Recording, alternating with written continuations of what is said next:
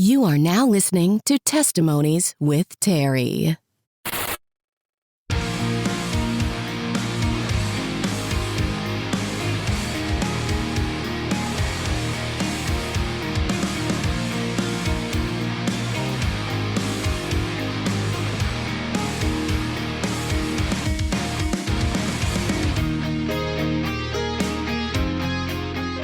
Hey, what's up, everyone? Welcome to the 5th episode of Season 2 of Testimonies with Terry.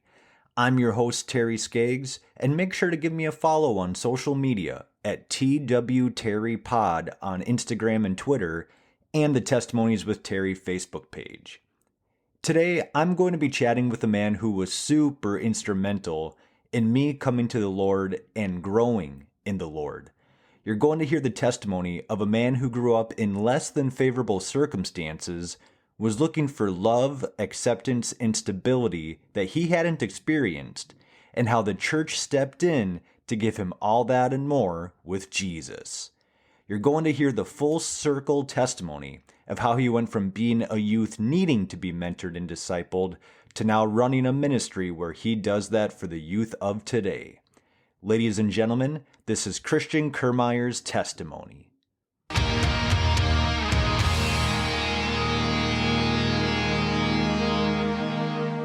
All right, everyone. I am here with one of my longtime friends and one of the people who was super instrumental in me coming to the Lord and developing a relationship with him, Christian Kirmeier. Christian, thanks so much for hopping on, man. Yeah, thanks, Terry. This is exciting. I'm excited to be here, and I mean that's super kind to say about you coming to the Lord. I'm so glad that we're friends and that you know Jesus. That's incredible. Yeah. Do you remember the first time we met?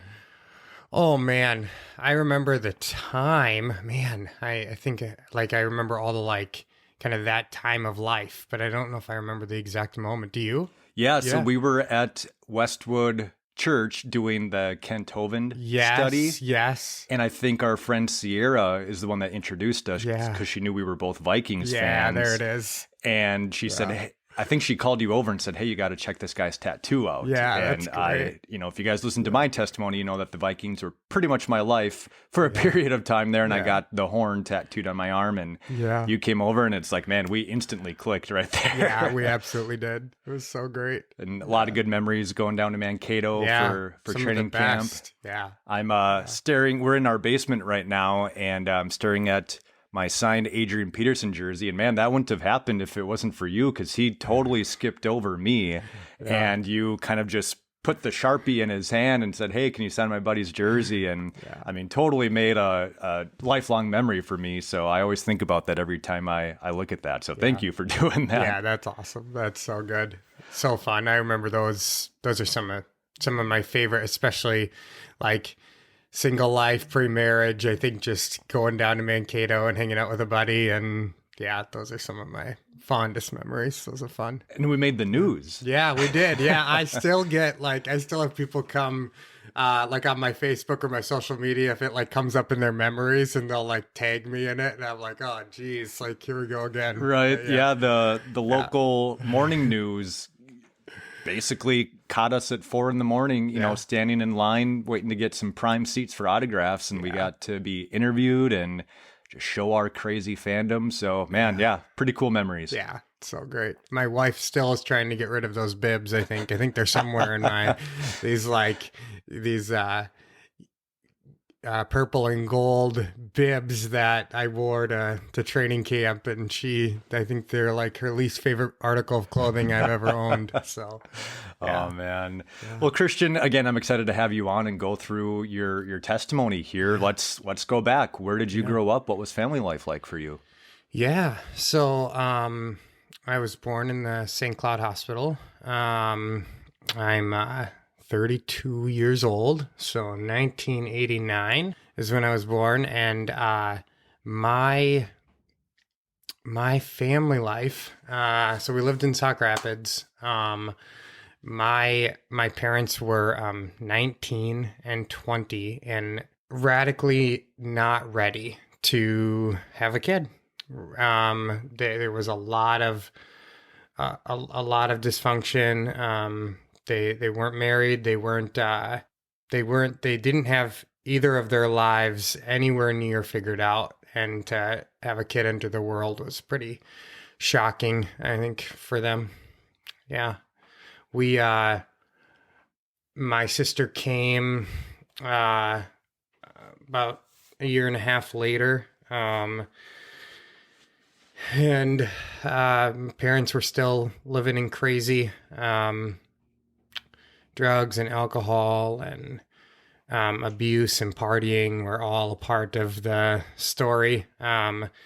And they, I think, were just trying, like, I think any 19 or 20-year-old who finds himself in that situation is just trying to find ways to survive. So I remember, well, I think first off, I think one of the things I see in my life a lot is God's hand of protection. As much as we talk about it a little bit more today, we'll talk about some of the crazy that was represented in my story. But I think early on, I can even look at my story and see where God was already protecting. And so, and I'm sure there's a lot of reasons as to why this is, but I mean, probably before the age of like 6 or 7, I don't have a lot of memories, which is, I mean, I think actually really good. I think some of the ones that I do are a fair enough example of that. There wouldn't be a lot of real great ones. And I think my heart and my soul have been protected a little bit from some of that. So anyway, at about 5 years old, my parents decided to try to fix their relationship by getting married. And there was a lot of, like, I remember lots of nights waking up to physical fights, to police at the door, to things like that. And it turns out that when you don't have Jesus, and 2, when you don't have health, getting married is not going to solve those problems. And so my parents got divorced when I was 8, and lots of chaos. My stepdad came into the picture shortly after, and I think my dad had moved out, and maybe within a month, my stepdad was living with us. And, you know, an 8-year-old who doesn't know anything and loves his dad and has grown up in chaos is angry when another guy moves in. And in a lot of ways, I've come to love my stepdad, and yet I have a lot of hurt there as well. With him, he came in a real way of trying to like take over. You know, things like wanting me to call him dad from like day one, and some different things like that. And then his discipline style was borderline abusive, and so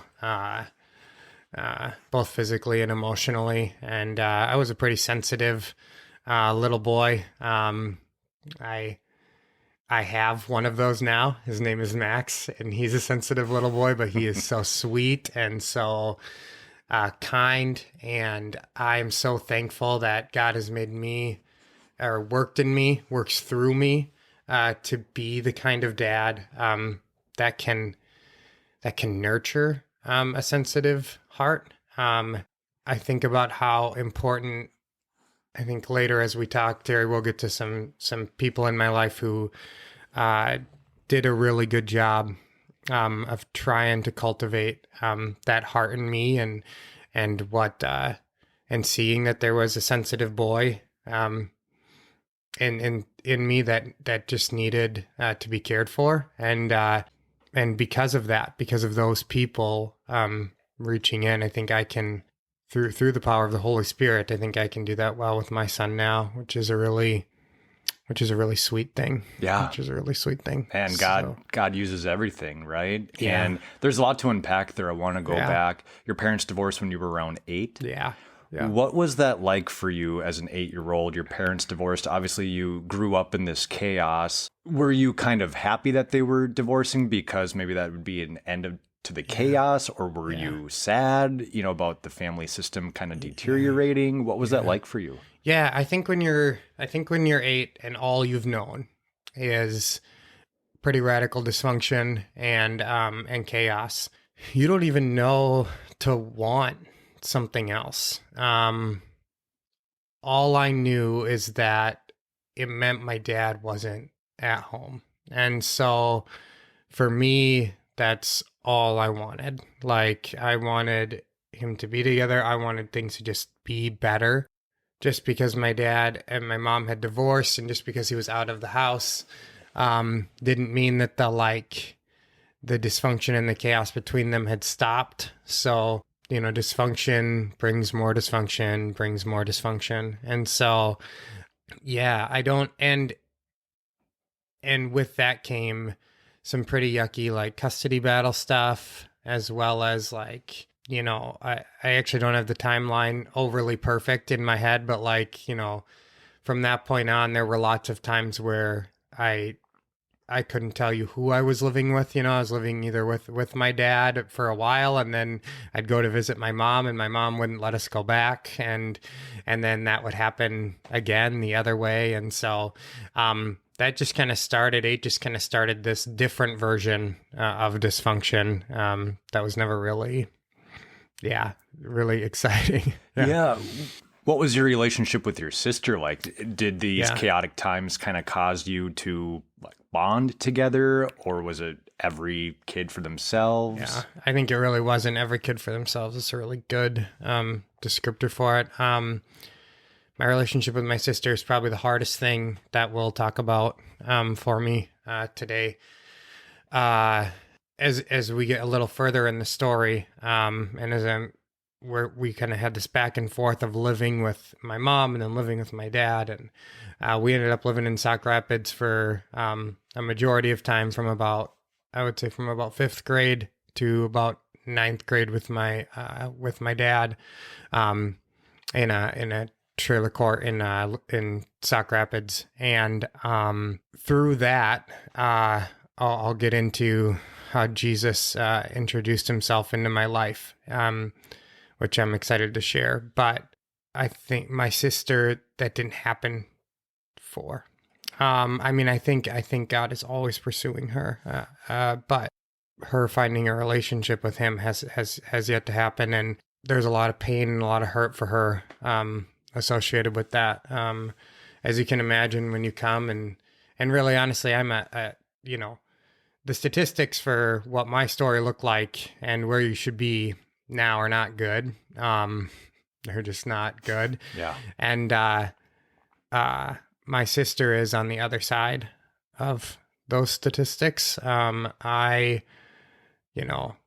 fact that I get to have a beautiful family at home, love Jesus every day, and make him my number one every day is a rarity. When you have zero example of what good, healthy life looks like growing up. And that's what my sister had. And so my sister has made a lot of really tough choices, and her and I have struggled in that. I think the every man for themselves kind of thing makes a lot of sense. I think when I found Jesus and I started to find people who loved Jesus, it became my escape. And so I just as a 7th grader, I'd just run. I'd just get, to them. I'd be at church, I'd found a church, and I'd be at church all the time if I could be. I'd be at friends' houses whose families were Christians all the time if I could be. And I did not realize at the time that my sister was alone in that. Now, I think an immature Christian, an immature me, has at times looked at that and gone the way of guilt. I left her, I abandoned her in that. And in Christ Jesus, there is no condemnation. Amen. He is good. He cares about my sister more than I could ever care for her. He cares for her better. He knows what she needs. He's wherever she is at right now. And that's been true since before she came into this world, and it'll be true when she leaves it. And Amen. It will be true regardless of if I'm a good brother or a struggling brother or any of that. And so I have hope for my sister, but all the things you could imagine that could happen, especially for a young lady in the midst of chaos, is probably big parts of my sister's story. And so that's both really, really hard. And I know that Jesus cares about her as much as he cares about me, as much as he cares about any other person. And he is pursuing her. Yeah. So. Well, yeah, Christian, I think you nailed it right on the head where you said there is no shame, there is no condemnation in Christ. And it sounds like that's something that you've had to learn throughout your life to like surrender over to God is those feelings that you have in regards to that relationship. You know, this podcast, how God has used it, it's been pretty crazy. People all over the world are listening to it. Who knows? Your sister at some point may find this, may listen to it. Yeah. What would you want to tell your sister? Yeah, I think so my sister's name is Corrine, and I love her. I really do. I've struggled a lot with lots of different emotions with her. Anger, sadness, frustration. But I really do love her. And I am trying every day to better love her as Christ would love her. And so I would want her to know that. I would want her to know that she is loved, and that Jesus is available to her. Amen. Yeah. Well, I'll be praying for healing and restoration in that relationship. When Christ restores something, he makes it better than what it ever was before. So true. Right? Yeah. So definitely be praying into that for you. So your parents get divorced when you were 8. Yeah. Your mom remarries. How long, like how big of a gap in between there was it until she got remarried? Yeah. So my stepdad moved in with us within a month of my dad moving out, I think. And then they got married. It was about three or 4 years later, I want to say. Yeah. Well, man, that is an awful quick turnaround to go from Yeah, one man in your home to another man in your home. What was that like for you? Again, 8 years old. I'm assuming you're in like 3rd or 4th grade at the time. Yeah. What was that like for you, man? Yeah, lots of, I got real angry. Like I think I was a pretty angry 8-year-old. An angry 8-year-old with a pretty soft heart. I don't know if you've ever met those, but I have. I think I can see it pretty quick sometimes. And I think a lot of times when we see anger, we see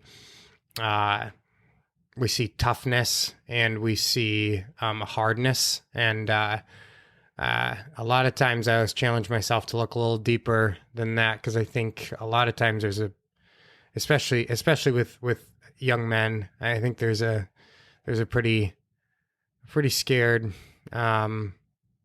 quiet boy in there that needs some nurturing and some love. And so, yeah, I would describe my heart in that state of like angry and pretty sensitive. And yeah, a lot of that went towards my stepdad. I think some of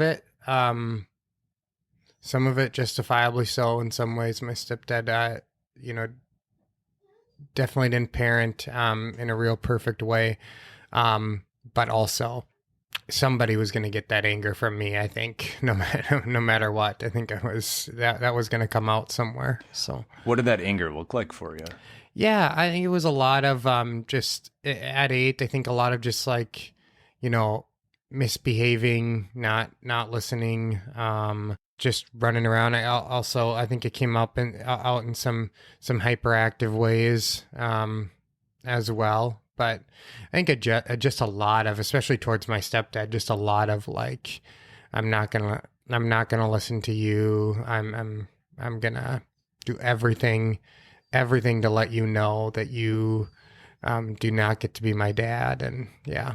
Yeah, and what we know about anger, Christian, obviously, is that that's a surface level emotion. And oftentimes underneath that, there's a lot of hurt, there's a lot of pain, there's a lot of sadness. Does that resonate with you? Oh, for sure. Yeah.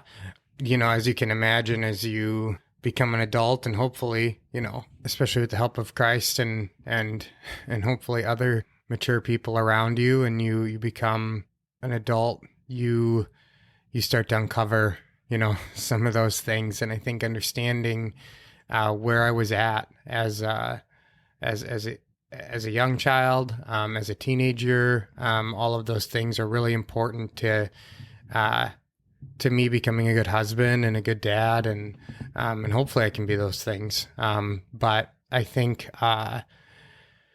understanding, for me, the deep sadness, because I think anger, you're right, is the surface level thing. But I think I was in this constant state for a long time of grief for what I didn't have.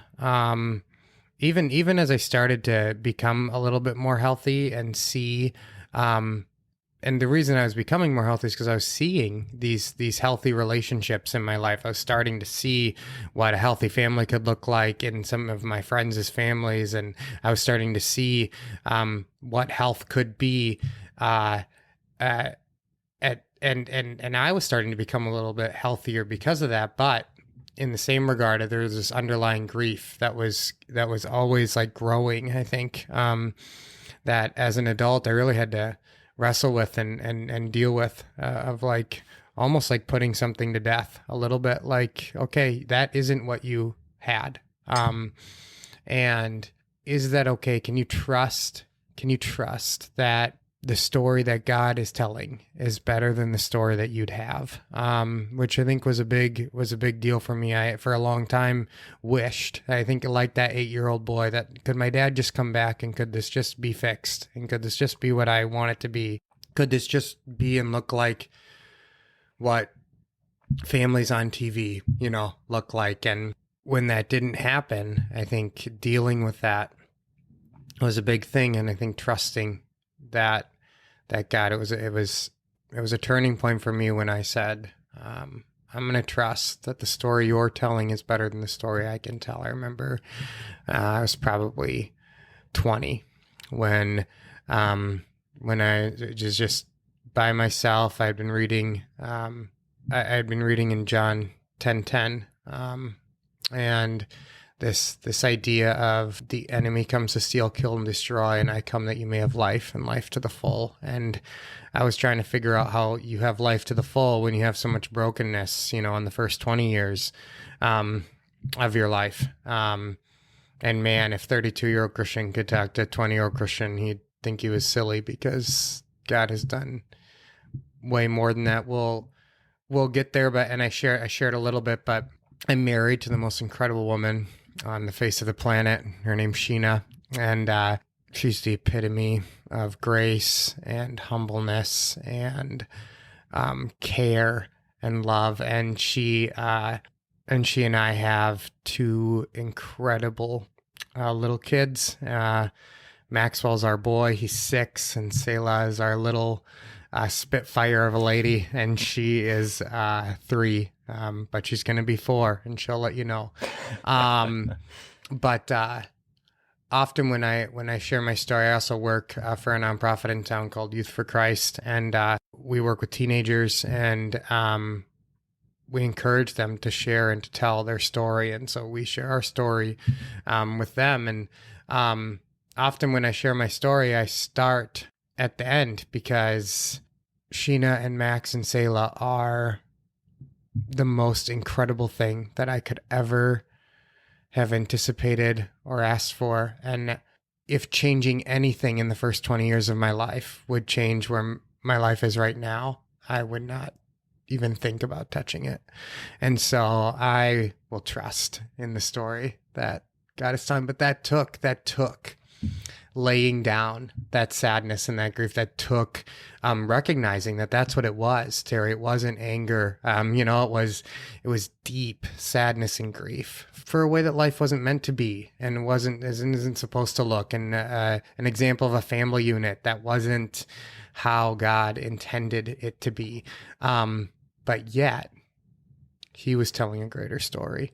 And I get to just be a part of that, and I get to be blessed by that all the time. And he's not just telling a bigger story for me, he's telling a bigger story for the entire world. And so if I'll allow myself, I just get to benefit from the many blessings from this huge, big story that he's telling.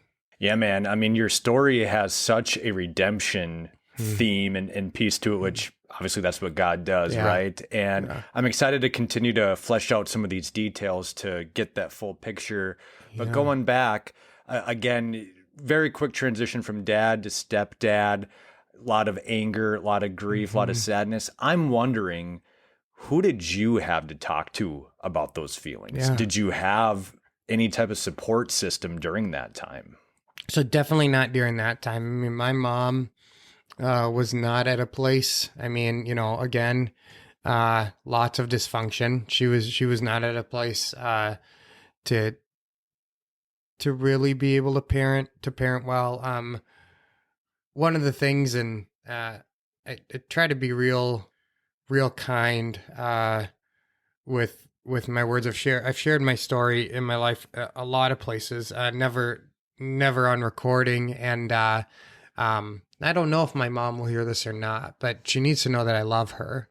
But also, when my mom was 3 years old, she was in a car accident and had a traumatic brain injury. And she never really got past the cognitive capabilities of about a 15-year-old. And so you can imagine how a 15-year-old handles life in general, let alone kids, relationships, responsibilities. And so my mom wasn't really at a place to be able to emotionally help an 8-year-old who was struggling in some of those transitions.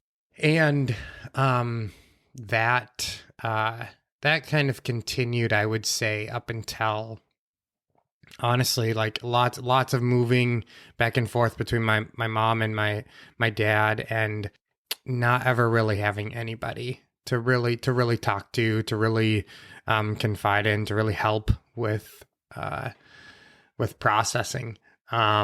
We were living with my dad when, from, I had said earlier, from about 5th grade to about 9th grade, and in that time, I didn't know it at the time. And again, I'm going to share some more things about my parents, my dad, who I love and who I'll get to in a little bit. There's an incredible redemption story for my dad as well. But my dad was addicted to drugs, to a few different kinds of drugs, and I didn't know it, as a 5th grader and as a 6th grader and as a 7th grader. But my dad, was always in his room and seldom around, and I took care of myself a lot, and same with my sister, and I didn't know why that was. But when that's the case, and your parents aren't focused on the things that they need to be focused on for you, you start to find ways to take care of yourself, and you don't always find all the right things. And so, I was a 7th grader who didn't have clean clothes when he'd go into 7th grade, and didn't have, I would always describe it as Harry Potter hair. I had crazy Harry Potter hair, and was dirty and smelly, and didn't know what hygiene was, and all of that. And as you can imagine, with that, if that's true in 7th grade, with it comes another thing, which is other kids. Yeah. And I don't have a better descriptor other than school sucked, I just don't have another way to describe that. I remember multiple mornings my alarm would wake me up, and I would just keep my eyes closed as long as I could, fully awake. But wishing that I could just stay there and then just not have to go. And I actually remember one specific day of doing that. And then I remembered that there was even the hope of something different when your life is just the same all the time and you hate it, like all the time. Any little different thing can get you excited. And so I had remembered that there was a kid at school, and I wouldn't even really call him a friend, and I wouldn't have called anybody friends in seventh grade. But there was this one kid who had invited me to this thing called youth group, and it was on a Wednesday night, and I was gonna go, and I didn't know what it was, but it sounded different, and I wanted something different. And so that got me out of bed that day, and I was like, okay, I'll go to school and I'll fight through so I can go to this afterwards. I remember getting home, and my dad had said he'd take me up there, but then he wasn't available. And the church, though, was actually probably, half a mile away from my house. And so I was going to walk, but it was raining. And so I remember going to my room and being like, I guess I'm not going to that tonight. And then I just decided that I'm going. So I put on a jacket and I walked through the rain up to this church in Sauk Rapids. It's called Bridge Community Church in Sauk Rapids. And I walked in there, and there was all this buzz going on. There were just people talking and having fun and smiling and playing dodgeball, and everybody said hi to me, and everybody was kind, and nobody made a joke about how I looked or how I smelt. And and then some big guy got up and talked about Jesus for a while, and I knew who Jesus was, but I didn't really know who he was. And so I was like, okay, this was cool though. This was nice. And then I was about to go and walk home, and this boy I had met while I was there, his name was Caleb. All I knew is that he was much older than me and could drive. And he came up to me and says, hey, do you want to come with me and my friends to Perkins afterwards? And I'd never been invited to anything like that, like to do anything with anybody. And so to do something like that was really exciting, but the barrier seemed far too many. I was like, I don't have money. I don't have and so I was like, oh no, I don't have any money. And I'm going to walk home. And he was like, oh no, we'll pay for you. We'll drive you, come with us. And so I went with them, and I still remember that night. It was just teenagers being silly, having fun, hanging out, everybody splitting their money to get a piece of pie or something. I'm sure the servers hated us, and but it was so nice, and everyone was so kind. And I not only met Caleb, but I met this other guy named Joseph, and just a bunch of other people that were just super, super kind. And Caleb went to take me home afterwards, and he dropped me off at my house. And in the trailer court that I lived in, you had when you dropped me off at my house, you had to go down and kind of go around a roundabout and then come back past my house again. And I was just so in shock of nobody had ever treated me like this, especially not another student, especially not somebody who I thought was cool. I'll never forget, and if you're a Christian kid of the early 2000s, you'll only get this, but I'll never forget hearing Reliant K in his van when he drove me home that night, because it was the greatest music I ever heard in my life. But anyway, so he'd take me home, and he's driving back through, and I was just in such shock that I stopped him as he was driving past my house again, and he rolled down his window, and I just said, why did you do this? Nobody does this. Nobody treats me like this. And Caleb, as a 16-year-old who loved Jesus, and as cheesy as it sounds, just looked at me and said, hey man, we love Jesus and we love you. And from that moment, I wanted to know who Jesus was and why he caused people to love like that. Dude, And my heart is both breaking, but then like overflowing with joy hearing that story, because I'm just like imagining all this playing out in my head. And man, it all comes back to kindness, right? Yeah. Just being kind. Yeah. It costs nothing to be kind. And look at what that act of kindness, look at what that effect had on your life, that impact that it had on your life, right? Yeah. And before we kind of get into you pursuing after Jesus more, I want to go back a little bit. You said that you kind of knew of Jesus, but up until that first day of going to youth group, what was your view of God like? Yeah. So I think both of my parents, you know, as you can imagine, in central Minnesota, there's some version of Jesus and God in your story somewhere, whether it was that you grew up in a Catholic background, which was my dad's story, or my mom in a more Lutheran or Baptist background at times. But a lot of that was just their parents just going on, you know, Christmas and Easter or whenever that would be. And so they had a little bit of an idea of what that looked like, but not much. But my dad actually, who has tons of things that were struggles and problems. And I don't know if even today, if my dad's been able to fully surrender to Jesus in the way of like forgiving himself, and letting Jesus really forgive him for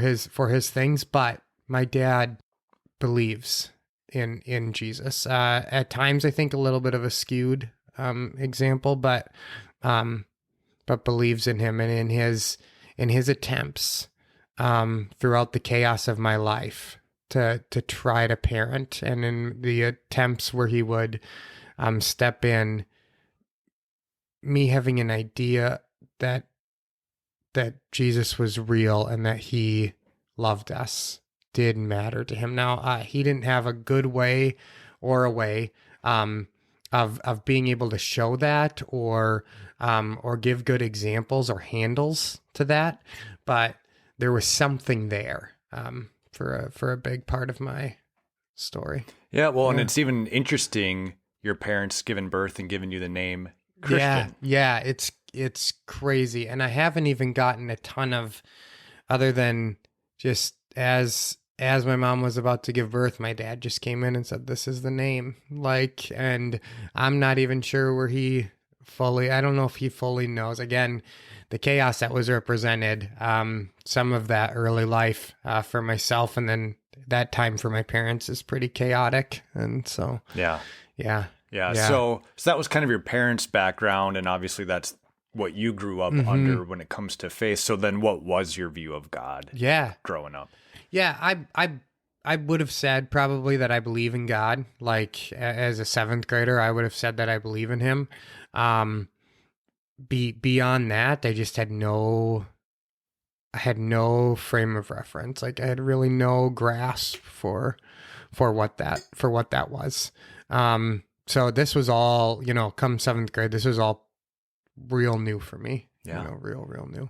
So then what did that look like? Caleb drives away after dropping you off, and you really have this hunger, this desire to find out more about Jesus. Yeah. How did you go about that? Yeah, well, I just, luckily, not luckily, Caleb was, came from a home that loved Jesus. He was connected, and his parents were connected. I can see it now, right? As an adult, connected to a church, connected to a community. When we see somebody that needs Jesus and has shown, needs and becomes part of your community, you band together. And I didn't know that's what was happening, but it was what was happening, right? There was this community in this church that was banding together. There probably wasn't an elder in the church who didn't know my name, right? But I didn't know them, but they were praying for me. They were, all of a sudden from that one step, and it's what's so important to me that people understand that at any age, with any abilities, you can be the catalyst for change in somebody's life. And so Caleb, the 16-year-old, right? The 16-year-old who liked to listen to Relient K and play his guitar, and didn't know how to do ministry. He ignited a church that, then started to care for me. And so, as much as I started to pursue Jesus, it was really his people pursuing me from then on. I mean, I couldn't go very long without getting, invited to something, a phone call, a check-in from multiple different students, parents, pastors, all people from the church who wanted to make sure that I knew that Jesus loved me. And so, that all kind of culminated. I started attending youth group pretty regularly. I started attending church.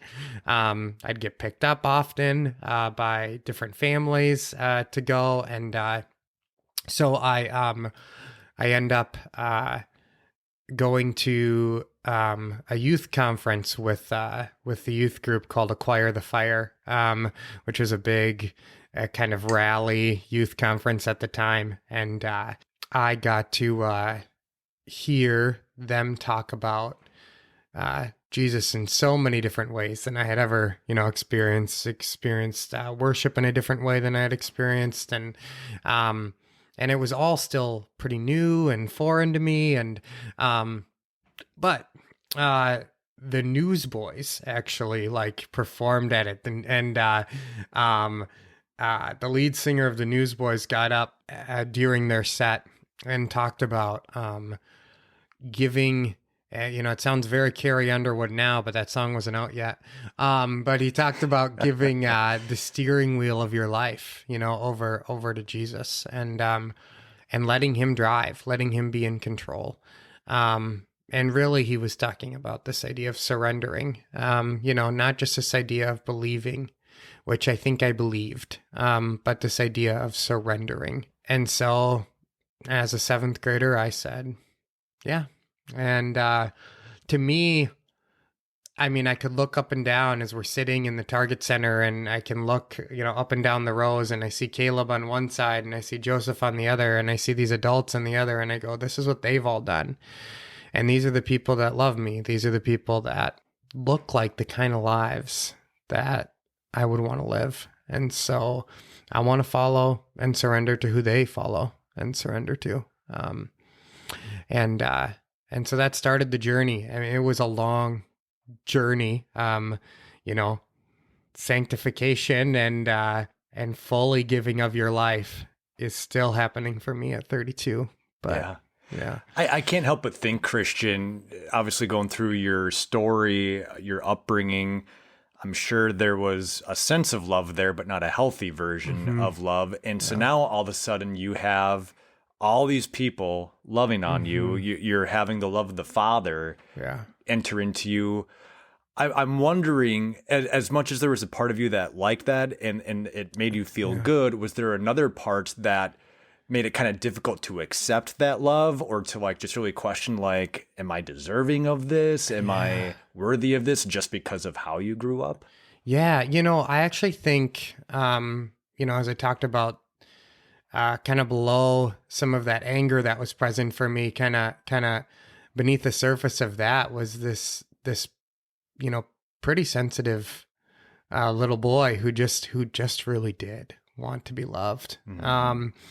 And so I think through the kinds of kindness that were present in these people and Caleb and others, I think it broke down some of that pretty quick and got really at that core of just a young boy who wanted to be loved. And so I think I accepted it pretty quick. I think I actually probably a little, and they were so gracious and kind, but I was definitely more on the needy side of those things, I'm sure I've, as an adult now, and as I've gotten the opportunity to minister and love on students in my life, and people who need love, we've probably all experienced those people that you give them an inch and they take a mile. And I was probably for sure that kid. I mean, I don't,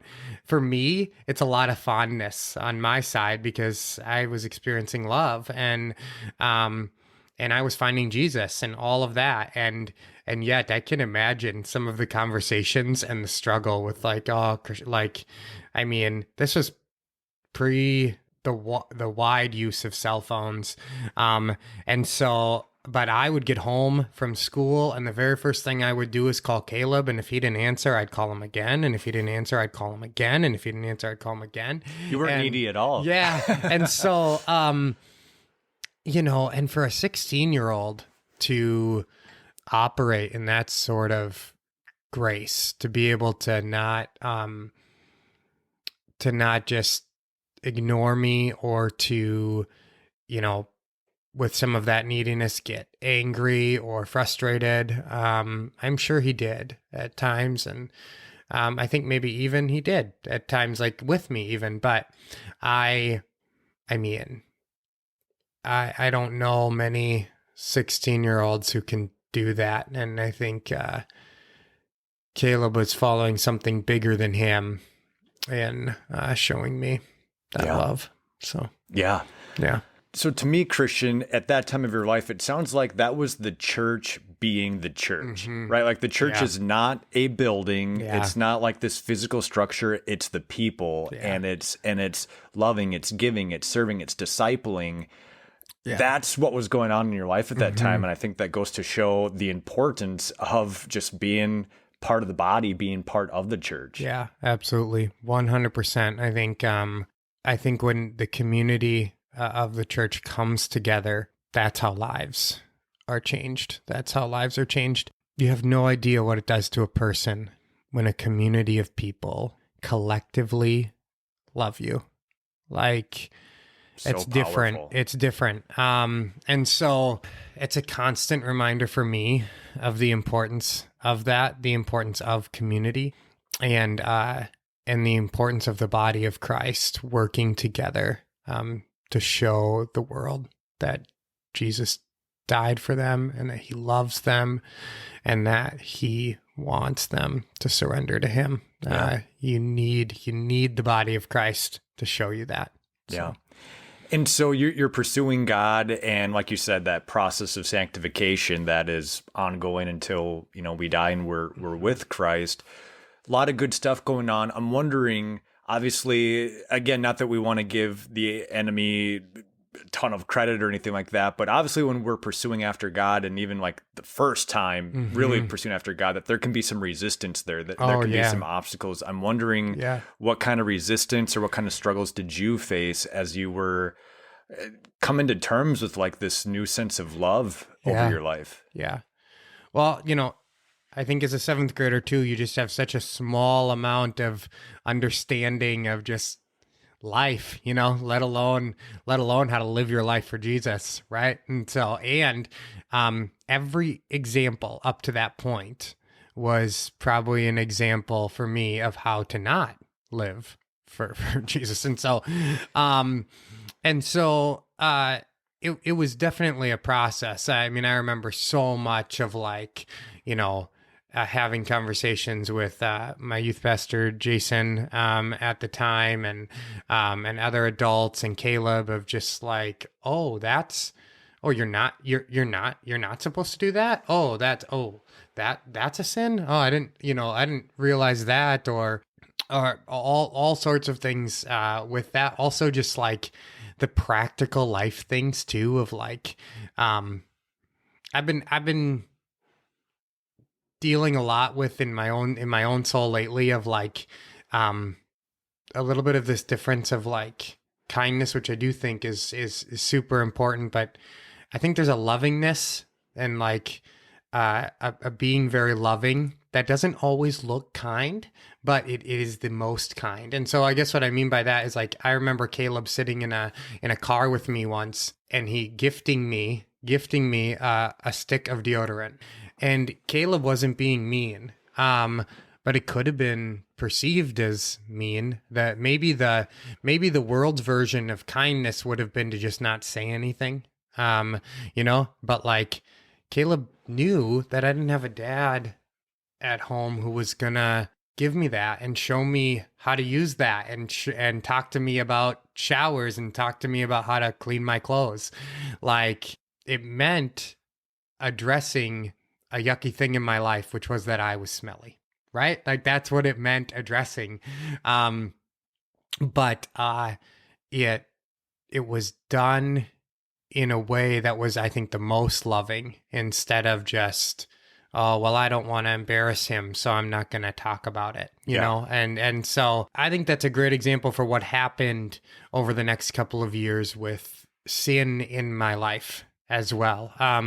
Caleb and others would do that. They would help point out. It wasn't always easy, and it wasn't always comfortable, but it was necessary. It was necessary. And so, again, the body of Christ, the church, really helped me grow, really helped me see, helped me understand what actually surrendering, what actually giving the steering wheel of your life to Jesus looked like, and how to live that out. Now, Satan wasn't interested in this for sure, and my world was about to get harder. So, in seventh grade, all of that happened. And then from then till about ninth grade, I just ran after that as much as I could. I mean, I'd go multiple nights in a week, maybe even weeks at a time, of staying at a friend's house who, Caleb's house or my buddy Josh's house, and these other people whose families knew Jesus and did not mind me crashing on their couch because they knew what I was going home to. And so, I'd go everywhere with those families, and those would be my worlds. And so things weren't getting better at home. My dad's drug addictions were getting worse, and some of his relationships that were present in our house, were getting worse, and it just was not a healthy place. And yet I was just, living over in this other place that was, for me, life was becoming the best it had ever been. Surrounded again by this church community, and I was, finding out who Jesus was more and more, and I wouldn't have wanted anything to change. Now, as we had talked about before, that wasn't what was happening for my sister. And so at the end of my ninth grade year, and that was the other big thing too, is school was still tough in 7th and 8th grade, but it was slowly getting better. And then when I moved into 9th grade and moved into the high school, all of a sudden there were all these people from my youth group who were at this school, and a lot of them were juniors and seniors who cared for me, and so would make sure I was good and all right. And so all of a sudden I liked school. All of a sudden, life was just really good. And I remember I got to the end of my 9th grade year and into the summer, and my dad had gotten in some more trouble, and we got removed from our house and had to go and live with my mom and my stepdad in Little Falls. And I couldn't have been more angry. I mean, I could not have possibly been more angry. I mean, I had still a pretty rough relationship with my stepdad. Moved me a half an hour away from all of these people that I had connected with, this church family that I had connected with. Also, as much as I had, given my life to Jesus at that point, I was still so young, both in age and in that relationship with Jesus, And so I just remember being so angry, and my stepdad had a lot of expectations of how I would be and what I would do, and we clashed from the very beginning of moving out there. And I don't think it was I don't think it was a month, maybe even, before he had kicked me out, and that started a pretty crazy whirlwind. I don't even have a great way of going through all of the details, but from that ninth grade summer, so right before the beginning of 10th grade, to the end of 10th grade, I would live with 5 different families, and I would go to 4 different schools, all in 10th grade. Wow. I lived with a family in Sauk Rapids. One of these, my friend Josh, his family took me in. And then again, my mom, just in some of her cognitive incapabilities, just decided that she might not feel this way, but I would describe it as she kind of felt like I had it too good there and versus my sister. So then she brought me back.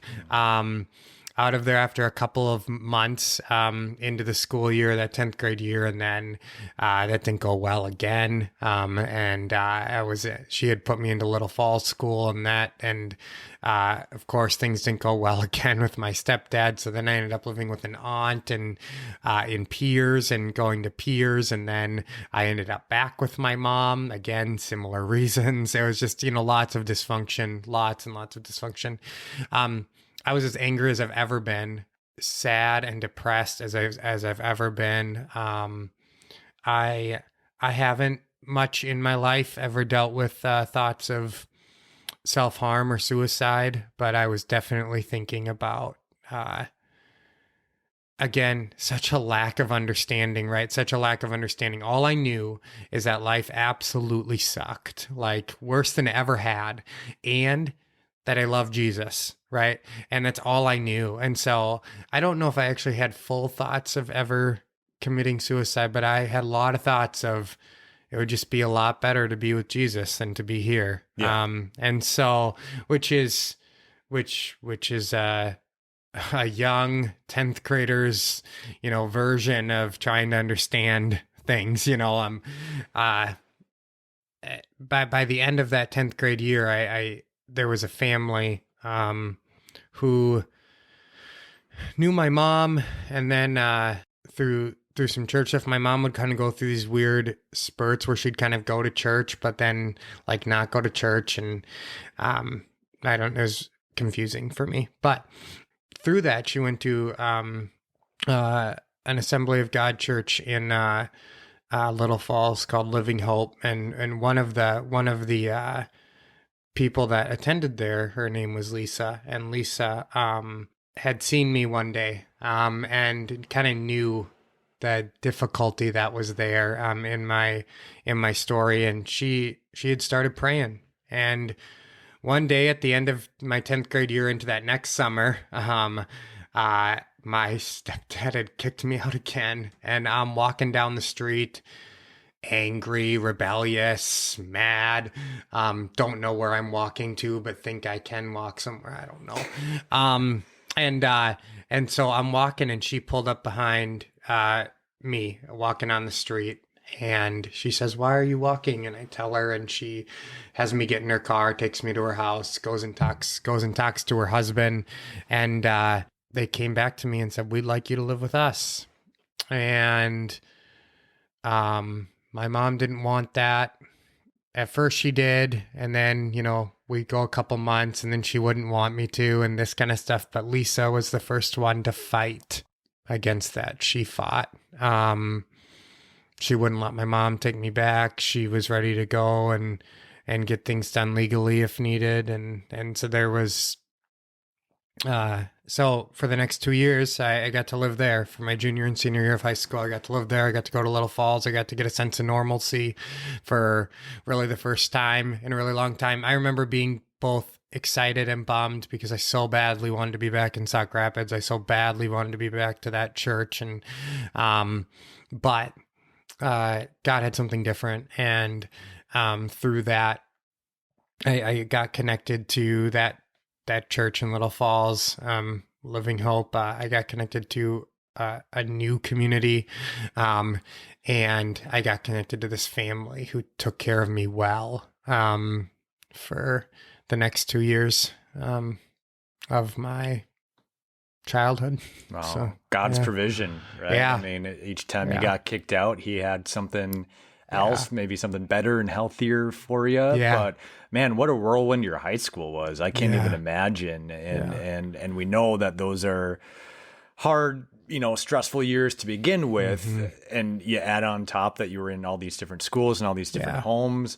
Man, how did you cling to Jesus through that all? Well, I think so I remember 10th grade, my mom it's one of the times she had me come back to her house, and I was enrolled at Little Falls High School, and I remember just really, again, I'm so angry at this point. I'm so mad. I'm, maybe thinking about,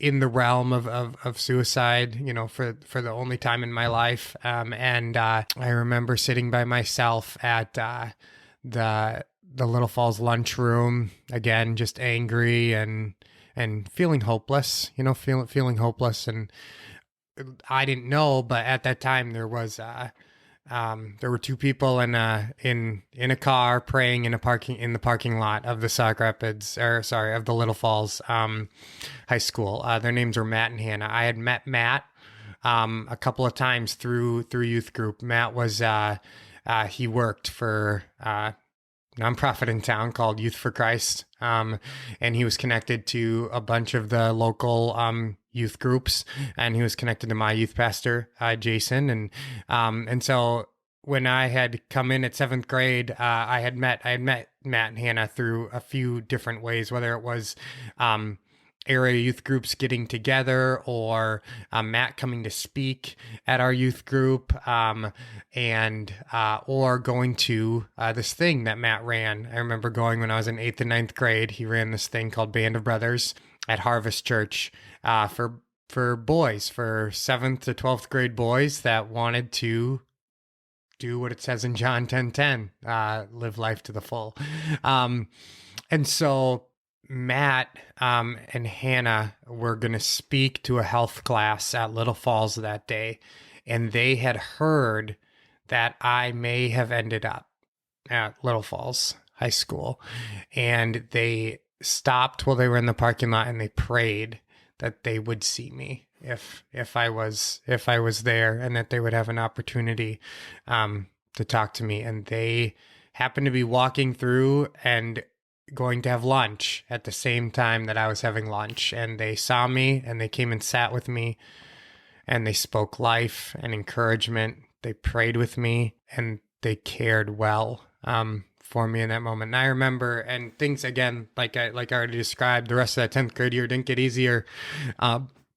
However, it was just enough hope of Jesus, just enough reminder of what Jesus had done, right, through Caleb and through the church family and through the extended church body, like places like this, with Matt and Hannah and Youth for Christ and Band of Brothers and different things like that. Like, it was just enough reminder of that hope that I think it's what got me through. Because when I look at my story now and that time, it felt like that year. It really felt like that was Satan's shot. That was his shot. I'm gonna stop this now. Like, I'm gonna take, you think you found that hope, and you think you found like all of this, but I'm gonna stop it now. I don't know if he would have succeeded in that.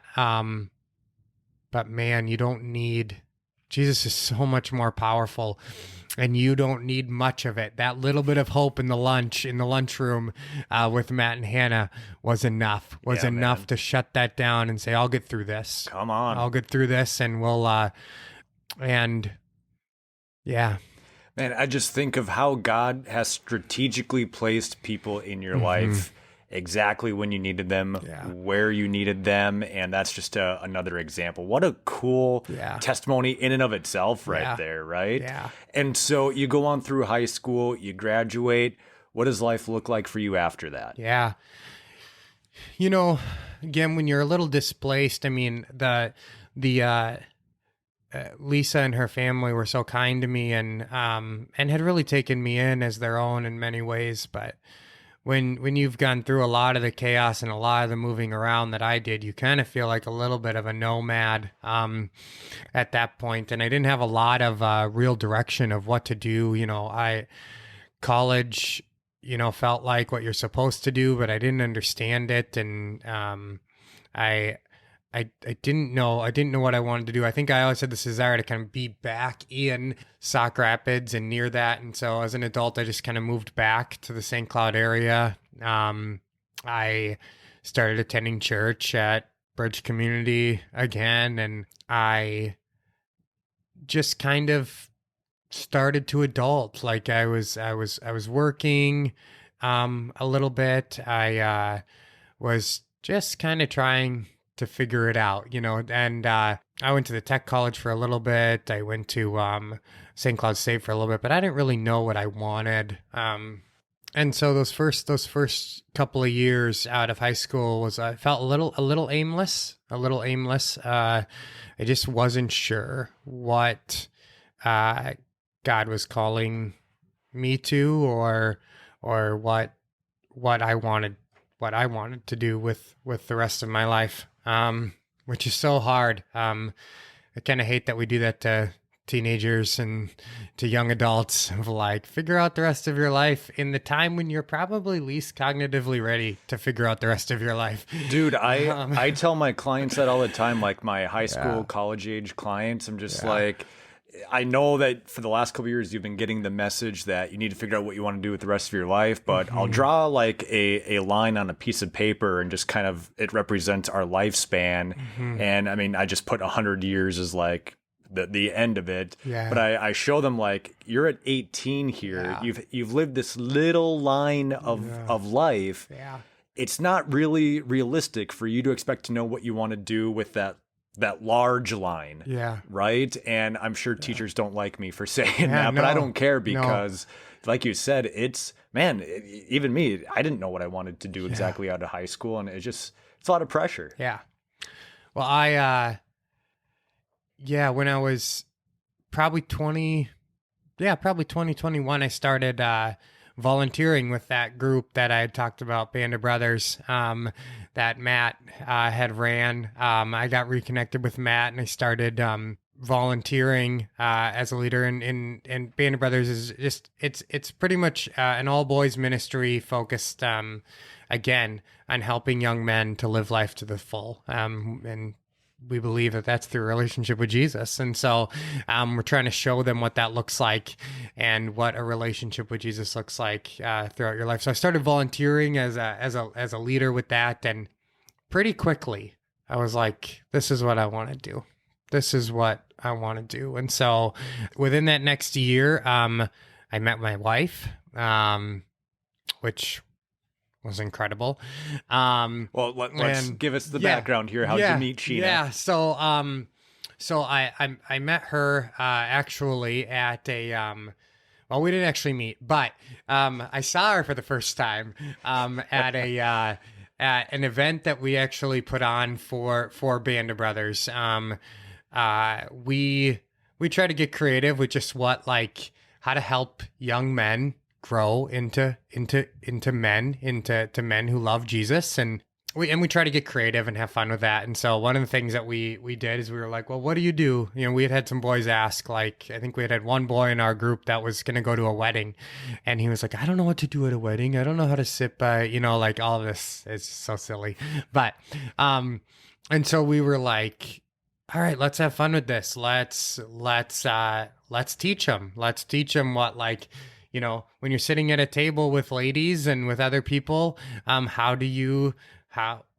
what's proper etiquette? How do you behave? And so we wanted to have fun with it. We had a friend who worked at Famous Dave's. We had a friend who worked at Famous Dave's, and so we rented a big area of Famous Dave's, or reserved an area of Famous Dave's, and we brought all of our boys there. And it sounds a little bit like speed dating, which is a bit of a bummer because it definitely wasn't. But we brought some adult women we knew from the community that were, that were part of the greater church body, that were connected to some of us, and they would kind of go around this table and kind of grade the boys on their etiquette. So like, how were they, were they polite? Did they speak kind? Did they start conversation? Did they, whatever, all of those kinds of things. And so Sheena, was one of the ladies through another connection that was invited to that thing. And I remember just seeing her, and I just asked everybody, like, and somehow she left, or I was too nervous to talk to her or whatever. So we never talked, but I asked everybody I knew, who was that girl and how do I get connected to her? And so as some time went by, one of my friends, who was actually my roommate at the time, started dating her roommate at the time. And so we got connected that way, and it didn't take super long for us to start dating. And we dated about a year, and then I think we got engaged at the 1 year mark of dating, and then we were married 5 months later, and it's the best. So in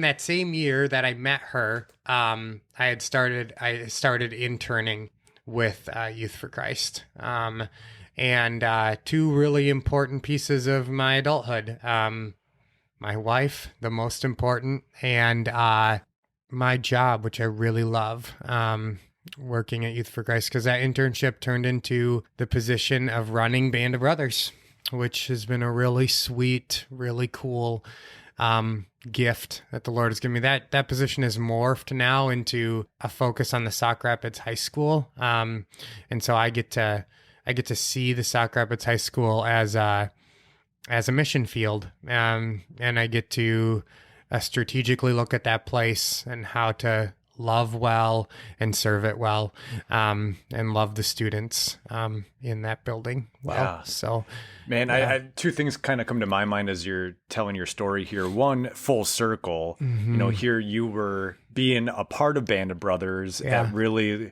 important times of your life, and just the influence that those other men had on you. And now you're one of those men that are having an influence on other people. Like how... I mean, that's just like our God to make a full circle moment like that. It's really cool. And then the other thing is, like you said, with Sheena, and then with Max and Selah, and just the total 180 essentially of a family life you have now compared to when you grew up. You kind of mentioned it earlier, but as you look at your family now, Sheena, Max, and Selah, and just how amazing and beautiful that is compared to how you grew up and the conditions that you grew up. I mean, what's that like for you to kind of reflect on, man, God is, and I guess that was the other thing that I reflected on, is what a good dad our Father is, who knows how to give good gifts. And so as you reflect on that gift of your family now, what comes to mind? Yeah. I remember when we went, when we found out that Sheena was pregnant with Max, the amount of nerves that came over me, I think some of that's so normal when you're about to be a dad. But I had a lot of fear as well. I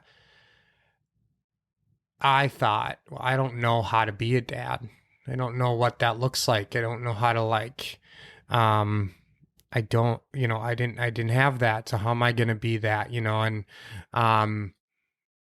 a friend of mine helped point out, all of that actually, maybe in some ways I have an advantage. And what he meant by that was that, I can point and name, multiple men who have invested in my life, and they're all different types of dads. They're all really good and really different types of dads. And so I've gotten to see all the examples. I think because they knew that my life looked like it did, I had a lot of men in my life through the church, through the body of Christ, step in, step in and care and invest. And so I got to see all these examples of really good dads. And when I get into tough situations, sometimes I get to go, well, I've actually seen this guy deal with this, or I've seen both of these guys deal with this. I wonder, oh, he did it this way and he did it this way. And so like, if I'll allow myself to fully enter into the story that God is telling, I actually have some like a real wealth of knowledge of how to be a good dad if I'll take it. And most of those relationships are still present for me. So I don't have just one dad to call and say, hey, how do I deal with this? Like I've got a list of 4, 5, 6 guys that I regularly talk to and can call and say, hey, how do I deal with this? So what a blessing.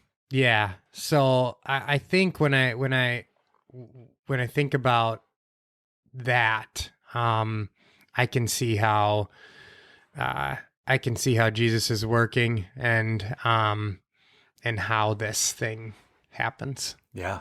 I remember when you and Sheena were expecting Max, you were actually preaching a message at church. Oh, yeah. And this is going back a little ways, but yeah, you were open and honest about how you were kind of scared and fearful of becoming a dad. But then you were able to kind of come to the other side and talk about, well, these are all the new, like you said, lessons that I've learned that I can either apply or avoid, with becoming a first-time dad. And I remember you talking about how you had like a wish list on Amazon of all the different Lego sets you wanted to eventually do with Max. And man, I've had a couple opportunities to see you interact with Max, and you're a great dad, dude. It's clear that you have taken those lessons and advice of your other father figures and applied them.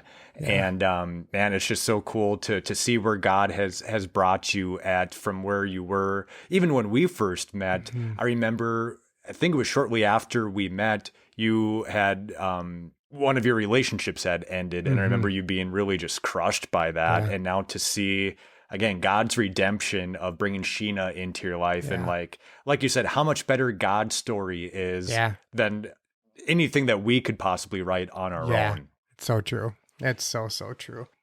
Yeah, I think as I look at my story and just continually see what God is doing and how he has written it, it's a great reminder of just how poor of an author I would be. Like I would, I'd have all these ways I thought it should be, and it would be so poor in comparison. I think one more example of that's, I think, really important to this whole thing is, so after Max was born, so when Sheena and I had started dating and had gotten engaged and stuff, my dad and I had started to really grow in our relationship. My dad has been drug free since 2007, and God. so it's allowed us to really dive into our relationship, and through that, just through some circumstance ways, again, when you have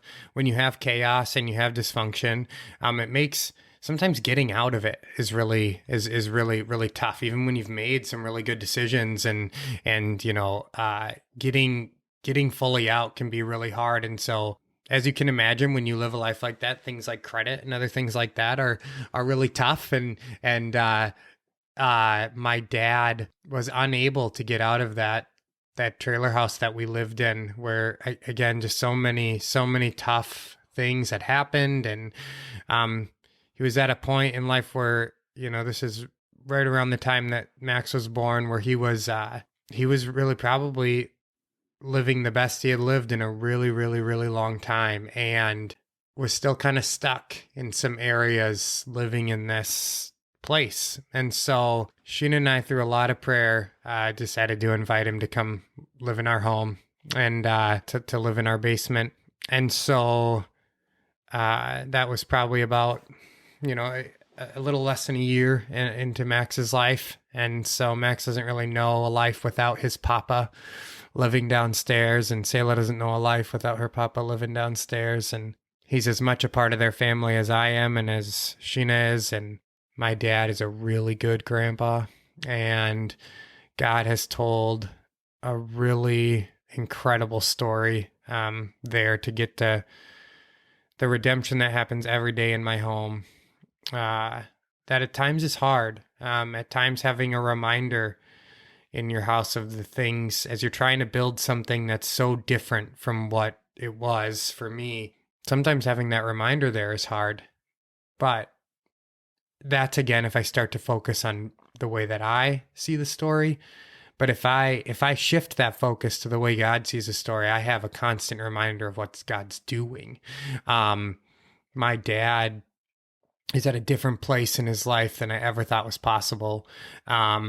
He's an important, pivotal piece of our family, and he enriches the life of not only Max and Selah, but of me and Sheena as well. So yeah, God is constantly telling better stories than we can, and his redemption is weaved into every single piece, I think, especially, and I think that's true. I do think that's true in my life. I think it's true in all of our lives if we'll have it, if we'll look for it and we'll see it. I think often it's not whether or not God is doing those things, it's whether or not we can see it. I'm not really sure why. I think I have some influences in my life that might be why, but it's easy for me to reflect. I'm not a journaler, but like just in general in life, I reflect a lot. There are not a lot of times where I'm not either in my brain or just verbally with others, reflecting on what my story has looked like. And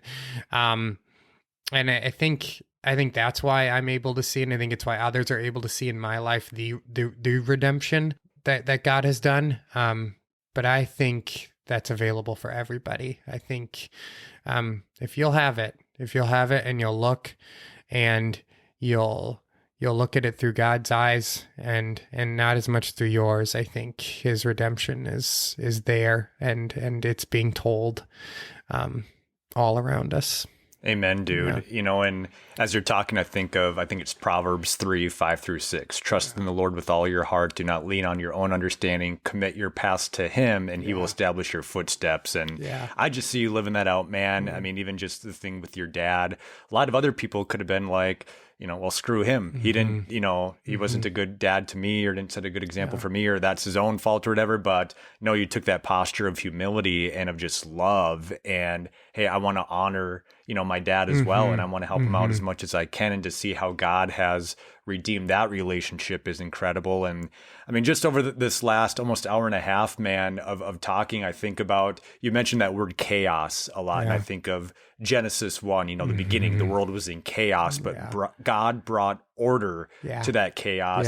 And I see him doing that in your life as well, that he has brought so much beautiful order to your life. And here you are now, married with an amazing family, in ministry, making an impact on so many people. To kind of close out here, Christian, how can people either learn more about Youth for Christ, Band of Brothers, or how can they support you? Yeah. So, well, I think first, again, the mission for me at Youth for Christ is to pursue lost kids that are on the fringes, kids that don't know who Jesus is, that in a lot of ways, the way I would describe myself, as a seventh grader. And I think it's important. I think the best way you can support is to know that you have that opportunity that Caleb had. Everybody has that opportunity in their story somewhere. I think you can probably think of a teenager like in your life. You can probably think of a teenager,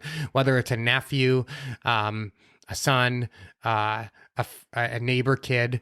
You can probably think of a teenager that you have influence over. And, if a 16-year-old who has no idea how to really love, can love and love well, then you can too. And if you don't know how to do that, if you don't know how to reach out to that teenager, or you feel like there's a lot of barriers, the one thing you always can do is pray.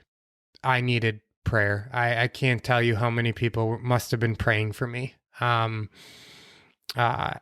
heard, Sheena was doing ACFE with our kids at one of the schools here in St. Cloud, and was taking them, and there was a little open house, and they had been going, and Max had been talking about Miss Jeannie, and he loved this teacher and all this stuff. And so, but they had an open house. And so I went, cause I didn't ever go with in the mornings or whatever to ECFE, but I went to this open house with them at night one time to kind of see the school and to meet teachers and whatever. And I walk in, and Jeannie looks at me and she goes,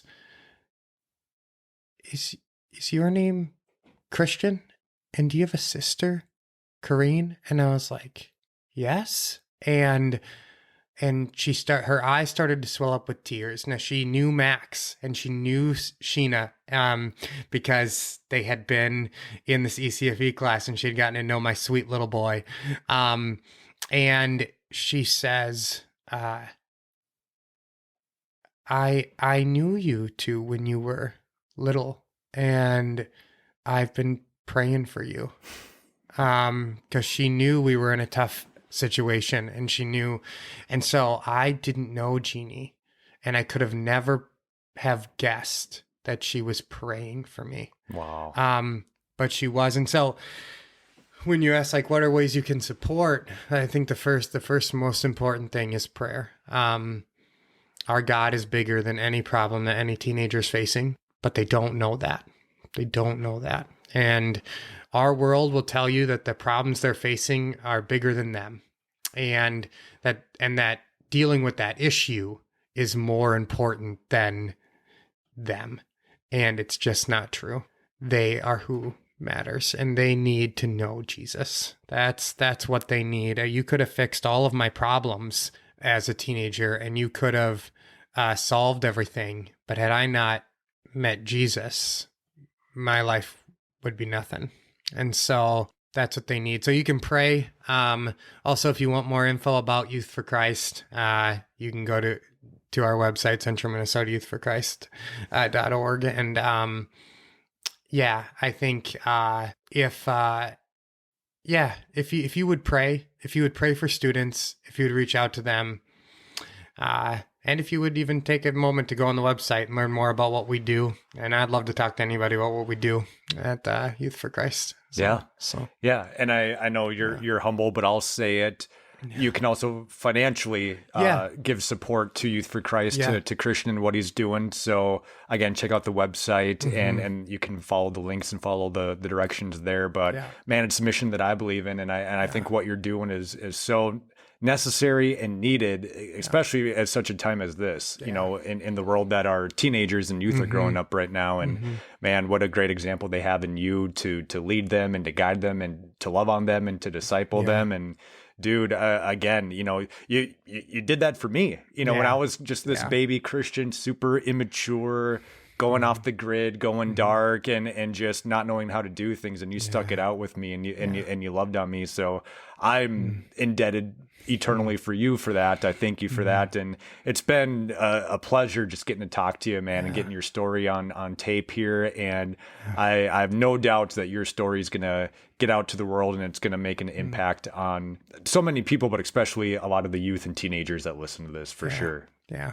Thanks, Terry. I really appreciate it. This was really this was sweet. It's nice to reflect. Again, like I said, through Youth for Christ, we tell our story a lot, but this was a really sweet way to do that. So thank you. Yeah, not a problem. Yeah.